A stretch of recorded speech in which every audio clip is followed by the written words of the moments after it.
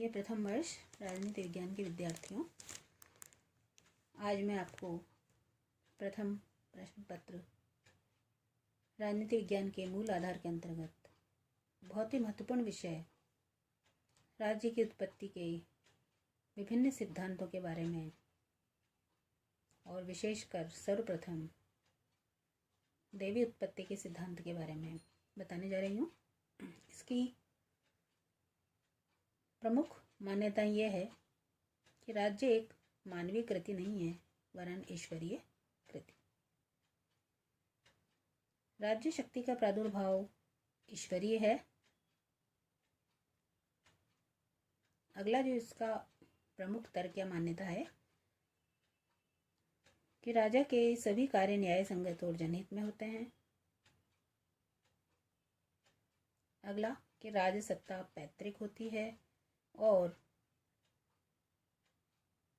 राज निंदा करना धर्म विहीन होता है।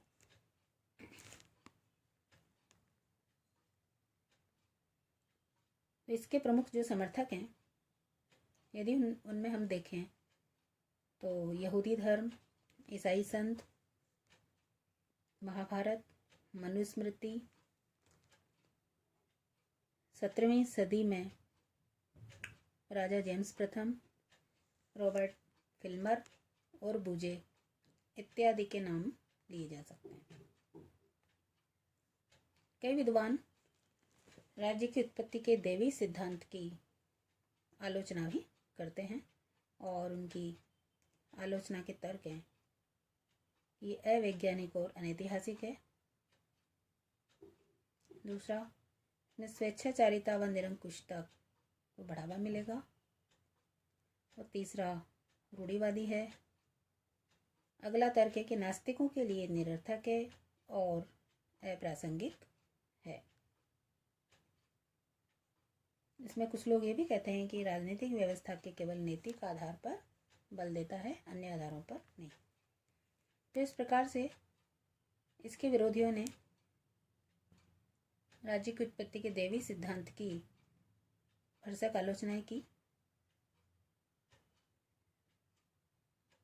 अब इसी क्रम में हम दूसरा जो प्रमुख सिद्धांत है, शक्ति सिद्धांत, यदि इसके बारे में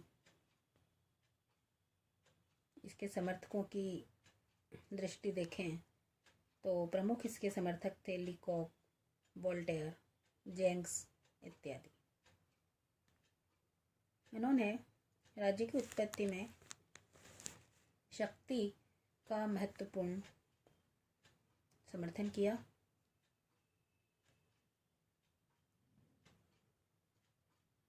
इनका शक्ति से तात्पर्य यहाँ पर बल प्रयोग या हथियाने से या अनावश्यक जबरदस्ती से अपना हक लेना या बलपूर्वक कुछ भी चीज़ हासिल करना, राज्य सत्ता को हासिल करना इत्यादि का समर्थन किया। यदि हम इसके विकास की ओर देखें तो यूनानी सोफिस्ट विचारक, जिनमें प्रमुख थे कैलिक्लीज, प्लेटो, मध्यकाल में पोप ग्रेगरी सप्तम, वर्तमान में अराजकतावादी लेनिन, ट्रीटस्के, नीत्शे, हिटलर, मुसोलिनी इत्यादि ने राज्य की उत्पत्ति के शक्ति सिद्धांत के विकास में प्रमुख भूमिका निभाई। यदि हम इसके मूल तत्वों की ओर दृष्टि डालें तो राज्य की उत्पत्ति के शक्ति सिद्धांत में पहला जो तत्व है कि राज्य की उत्पत्ति का एकमात्र कारण शक्ति ही है, अन्य कारण नहीं। दूसरा, प्रकृति का शाश्वत नियम शक्ति ही न्याय है पर आधारित है। तीसरा, राज्यों की आंतरिक शक्ति व बाहरी बल प्रयोग के आधार पर। चौथा, जिसकी लाठी उसकी भैंस सिद्धांत का समर्थन। तो इस प्रकार से इसके मूल तत्व में राज्य की समस्त सत्ता और राज्य का आधार शक्ति ही माना गया।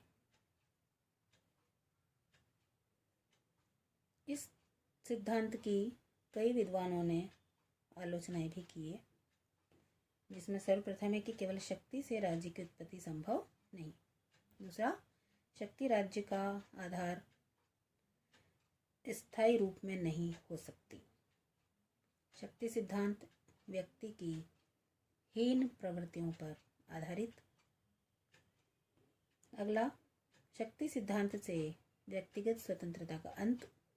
और अगले क्रम पर है आंतरिक और अंतर्राष्ट्रीय संघर्ष को बढ़ावा।